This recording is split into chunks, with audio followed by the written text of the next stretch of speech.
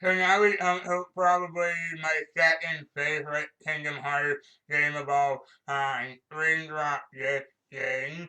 Next to Kingdom Hearts 2, this is another one of the most perfect things ever made in my opinion.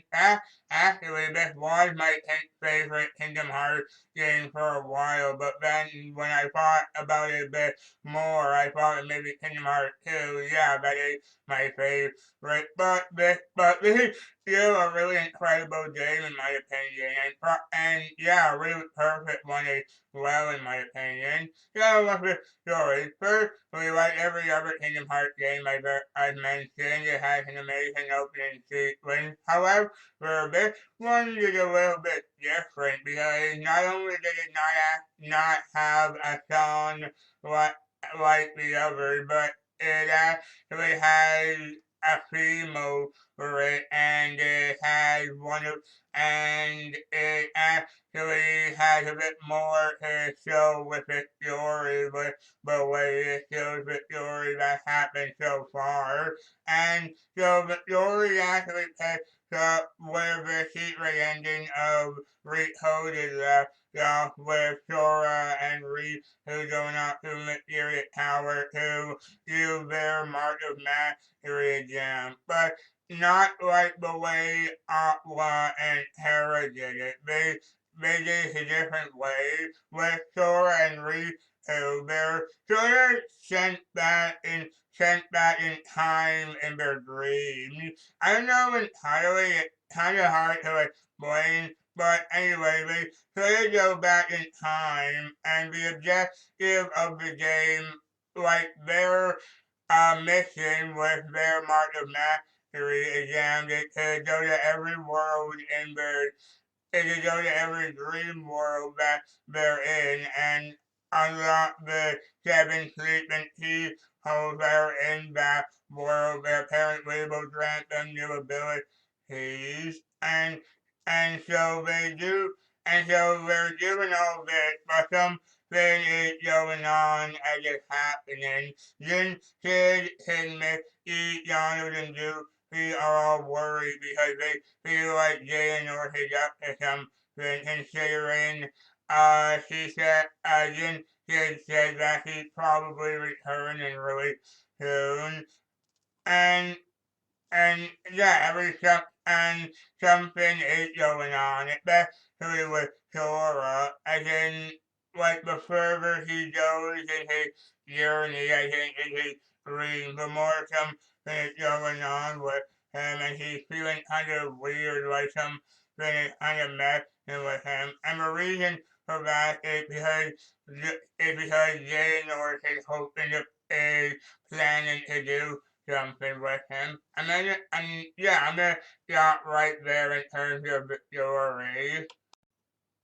There's honestly a lot of really important things to know about the story, and I'll go over that in a second. But first, let's go over the other many good things about the game. Firstly, the draft in this game are honestly the best since Kingdom Hearts 2. I know all the Kingdom Hearts games kind of look the same, but here I think it just looks a little bit better and different in a way. Not a lot different, but a little. And the gameplay is also amazing here. This is also the best gameplay in the Kingdom Hearts games, in my opinion, since Kingdom Hearts 2. Not as good as Kingdom Hearts 2, but still really impressive. I love the gameplay and I think that it's really fun. Just all the times you're just fighting different enemies. With here are actually how 3 meters, not heartless or nobody or unversed. Here are how 3 meters.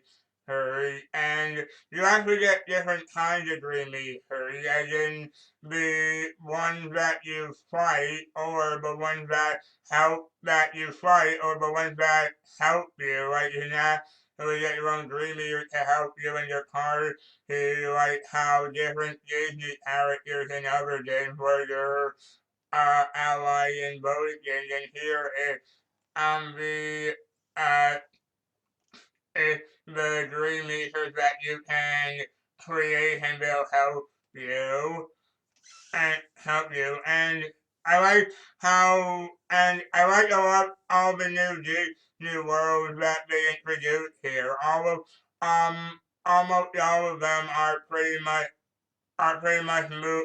this new world that we've never seen in a Kingdom Hearts game before. Like Hunchback of Notre Dame, Tron Legacy, Fantasia, and the Three Musketeers, and even a little bit more with Fantasia since we get to sort of explore that more since we didn't really get to see that much in the other game aside from Cernobod in Kingdom Hearts 1 when you get to fight him.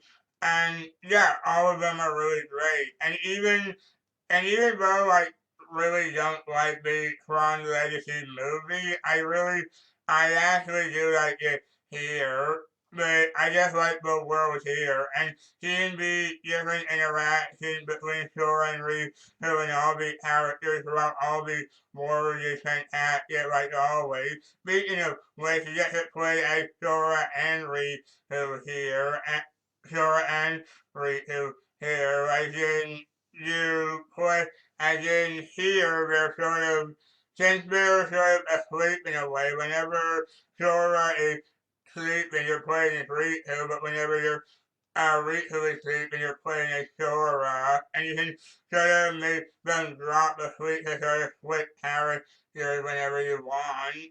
And Sora and Riku are both awesome in this as well, like I said.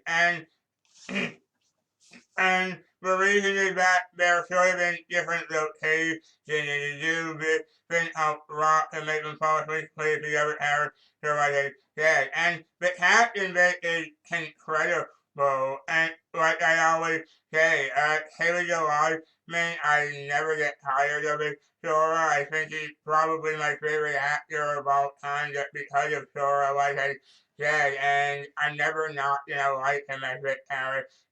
Same goes for David Gallagher and Riku. And this is actually the game that actually made me really adore the character of Riku. I really liked him and loved him in Kingdom Hearts Chain of Memory and Kingdom Hearts 2, but here this is probably where he added that so far. Hopefully they'll do him even better in Kingdom Hearts 3 when it comes out in a couple more days. And and here and yeah, and so yeah, here he just really great. He really does feel like this is the character of Rita that we've been wanting to see for a long time.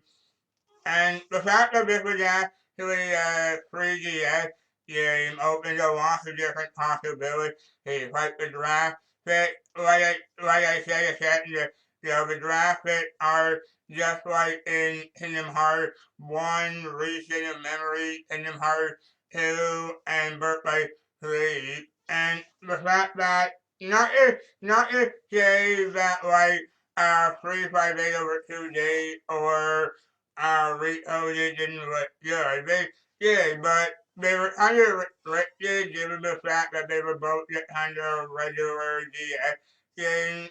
They didn't, since they looked like just, since they were just DS games, they couldn't just look that right. I mean, yeah, they're good looking, but here you can definitely tell that since the 3DS is a more modern version and just more improved GS console. It allows them to make the graphics just look a lot better, and they totally do in my opinion. And so the fact that they were able to do that with it was already a humongous bonus, but also,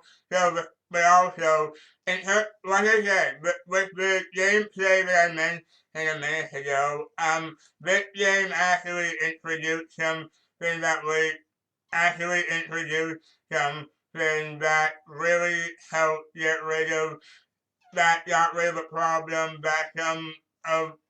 that some of the other games have had for a while, and that's the platforming. Because this game actually introduced something called flow motion, which is kind of a weird pink energy thing that just appears around Sora and Riku whenever they're bouncing off something, like whenever they bounce off a wall or you're spinning around a pole or sliding off a rail or anything like that, or just trying to jump really high, you're able to like get to something, then keep going higher and higher. So that obviously helped out a lot with the really bad platforming that a lot of people have had a problem with for a long time in regards to the Kingdom Hearts game. And so that already helped out with a lot of that. And from the looks of things, it actually looks like we actually might be getting that back in Kingdom Hearts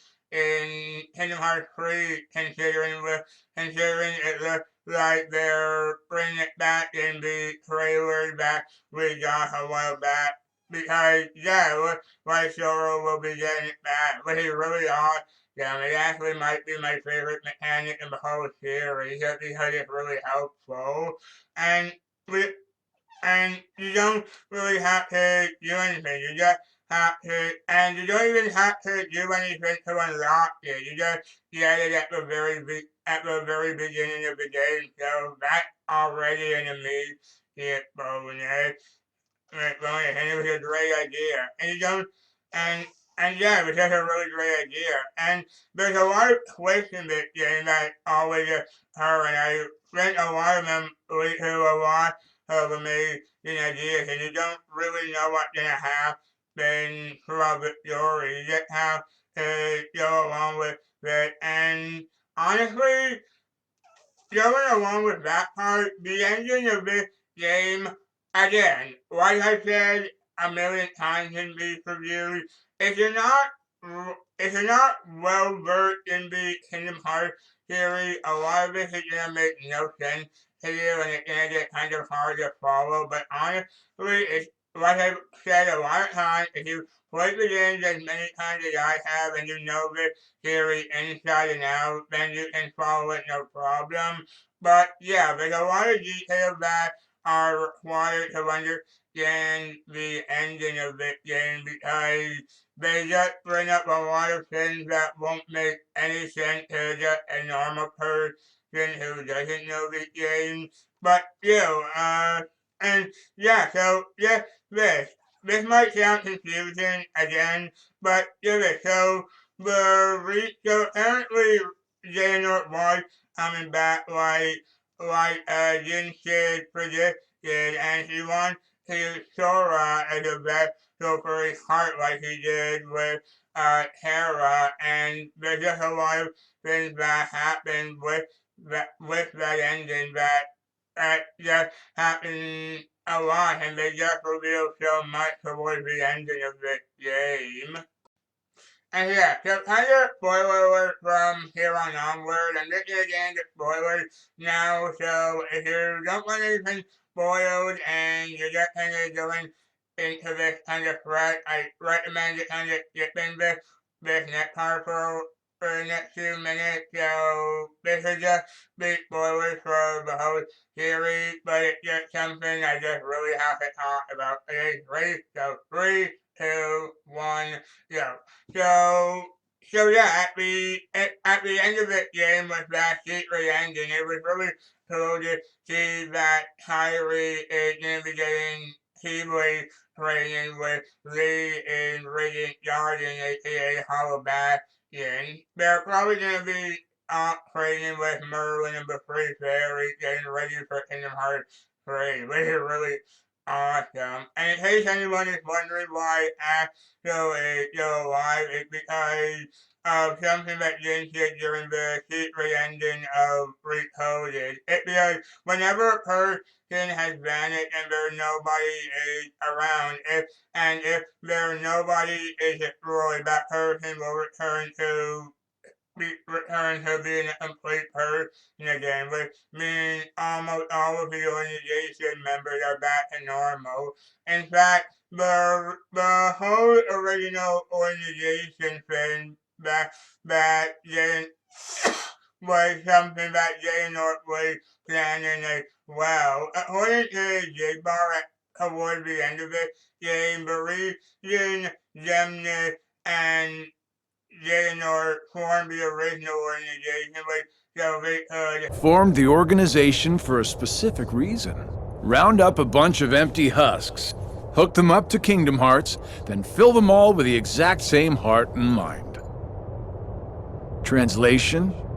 They were going to turn all the members into Xehanort. And apparently all the original organization members actually did have heart, but Gemini and J-Bar lied to them and say they didn't. Like I said, this can get really confusing if you don't know the full story, but but that's what their original plan was, and I like these ideas. Because they're sort of expanding this world more, and the fact that now we know what the original organization members were originally meant to be. I think they weren't just some kind of random people that they showed to help out, like some random nobodies that they wanted to help out. They were just planning to use them the whole time, which is really um, which is one way of doing that. And actually throughout the whole game, we're actually seeing a different version of Xehanort, except it's just a younger version of him who keeps popping up throughout the whole game to meeting up with Sora and Riku throughout the game. And yeah, throughout this whole story, I'm just really surprised how well Setsuna Nomura is telling the story, and it's just sort of shifting all these characters around. And now that the original organization is gone and they're back to the way they were, Xehanort made new ones in different versions of himself throughout the different times. And yeah, like I said, and one of them was the one who just keeps popping up every once in a while to Sora and Riku. And speaking of Sora, now I get to talk about the full thing with him. I might have said this already in Birth by Sleep when I did that review, but so he wasn't really chosen by the Keyblade. Riku was. Remember when Hera performed the ceremony on Riku? With the Keyblade on the island. Well, the night Riku gave himself to the darkness was actually the night he was supposed to get the Keyblade, but since he gave himself to the darkness, the Keyblade knew it had to pass itself on to someone, and then Sora had already had it run hard and he was close to kill him. He actually got the Keyblade and yeah, not Riku. And yeah, I thought that is something you should know if you're not well versed in the Kingdom Hearts story. And yeah, again, and this all just to show more and more the fact how this could have been different with the whole way around with how Sora and Riku's story kind of collide a little bit more, considering just knowing that fact. Just knowing that fact, and it's nice that they're sort of making more use of detail. And I honestly, the fact that they actually included that, I'm not sure what people think, but yeah, I think it personally, I do think it does do more for these characters. Also, in terms of the 3DS version of the game, this is probably the only Kingdom Hearts game I completed, like, to 100%. Like, I've honestly completed every single little thing inside the game, and yeah, I'm still working on it with the other Kingdom Hearts games, but yeah, this is definitely the one that I managed to do it with 100%. And I like the secret bosses in it too. Like, okay, there's really only just one, but I think he's awesome. His name is Julius. Apparently he's from some other Disney thing that I've honestly never heard of before. Like the first time I saw him, I thought he was some kind of Frankenstein version gonna teach her something, but no, he's not. He's just something from some old Disney cartoon film that I've never seen. And he was really awesome, and when you beat him, you actually get the ultimate weapon, E-Blade, which is really cool, and it's always one of the best Kingdom Hearts Keyblade to get in the entire series, in my opinion. Actually, a lot of people would say the same thing too. And I like a lot of the bosses here are really cool. Except for maybe Skeleton. Yeah, if you talk to a lot of other Kingdom Hearts fans out there, they might say that they're not the biggest fan of Skeleton because he can be really annoying with just teleporting all over the place. But honestly, if you play the game as many times as I have, it's honestly just a walk in the park. Especially since I've gotten so many power-ups and all that, I'm able to do a lot of these fights really quickly. And yeah, and if you the game, you can do the special part where you're able to sort of redo all most of the bosses that you were doing in the game, which is really cool. And this is actually the Kingdom Hearts game where I haven't died in a long time. This game also this game introduced probably my favorite Keyblade in the entire series, how the Unbound is. Like uh I've gone through a lot of other Keyblades throughout the series, and yeah, I think this one might be my favorite because it's incredibly long and it can help you out in a lot of situations. It really just just a lot of the ones that I've been able to do. And also this game introduced the World Ends With You game. I've honestly never heard of that game either before this, but the characters in it like Neku, Joshua, and so on are really awesome in my opinion, and I love everything in this game. I absolutely love it, like almost every other Kingdom Hearts game, because yeah, it just is so much right in terms of how much fun the game is. It's right up there with Kingdom Hearts 2 in terms of which one is my favorite. I'm actually not really sure. Like, obviously, like I said, Kingdom Hearts 2 is obviously the best Kingdom Hearts game I've played so far, but Kingdom Hearts Raindrop Distance is definitely up there. Like, it's definitely my second favorite, and yeah, it just everything right in terms of perfection, in my opinion. Like I said, Kingdom Hearts Hilly got a little bit better in my opinion, but this is still really on a really great game as well. Definitely like all the other Kingdom Hearts games I've reviewed, definitely go play this game. It's definitely worth your time, especially if you're just a fan of this series like I am. And so everyone, that was my review of Kingdom Hearts Raindrop Distance. Thank you all so much for watching. I'm always having a great time with the Kingdom Hearts reviews, and I'm there's just one more to go now before Kingdom Hearts 3 comes out. Kingdom Hearts 0.2. I'm not gonna be doing Union T because honestly that game isn't even really a game. It's just a bunch of cutscenes together. It's almost kind of like a movie, sort of, but and honestly, I'm not going to be doing like Unity either because the iPhone version of that isn't finished yet. So, and really the story in just he is kind of hard to follow in my opinion. So yeah, I'm not going to be reviewing that one. The only other Kingdom Hearts review I'm going to be doing is 0.2, and then it'll be on Kingdom Hearts 3. So we have all that to say, so and tell everyone, thank you all for watching. Please comment, Please like this video. Please comment down below to tell me what you think. And I'll see you next time. Take care.